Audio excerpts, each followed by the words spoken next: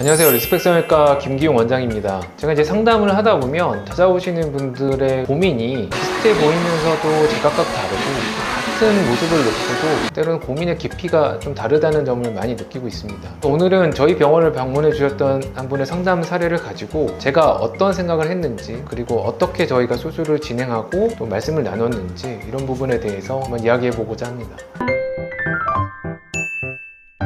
제가 약 20년간 성형외과에 몸담으면서 다양한 환자분들을 만나면서 느낀 점은 각자의 이제 고민의 종류와 깊이가 상당히 다르다는 점이었습니다. 예를 들어 어떤 분들은 이제 작은 흉터 하나를 봤을 때 거기에 대해서 가볍게 무시하면서 잘 지내시는 반면에 어떤 분들은 그 작은 상처 하나가 평생의 어떤 숙제처럼 느끼시는 경우가 있었습니다. 그렇다 보니 환자분들이 이제 고민을 얘기를 하실 때 개인적인 관점에서 좀 딱딱하게 말씀드리기보다는 생각하시는 그 고민에 좀 깊이 공감하려고 노력하고 거기에 따라서 맞는 해결책을 제시해 드리려고 최선을 다하고 있습니다.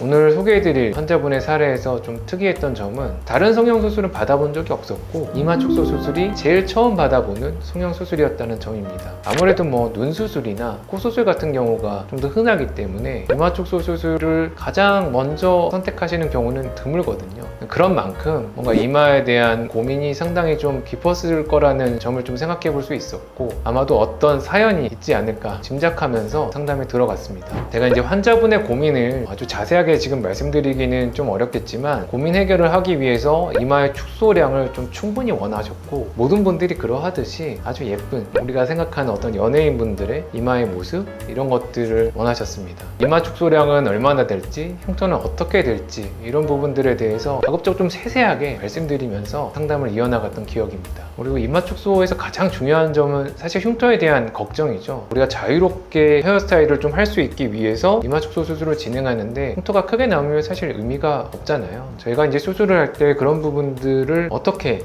미연에 방지하고 좋은 모습이 남도록 노력을 하는지, 그리고 수술 후에 거기에 대해서 어떻게 관리를 해나가야 되는지에 대해서 가급적 자세하게 말씀을 드렸습니다.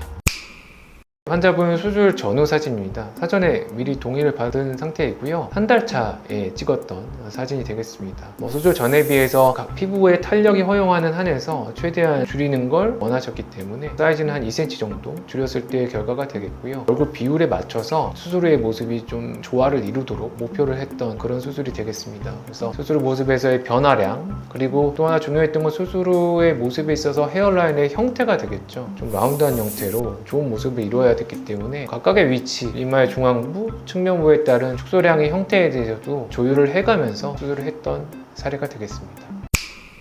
오늘은 이제 실제 상담을 하면서 제가 느꼈던 점, 그리고 이마 축소 수술을 받으셨던 환자분의 사례에 대해서 말씀드렸습니다. 궁금한 점이 있으시면 언제나 댓글 달아서 질문 주시면 감사하겠습니다.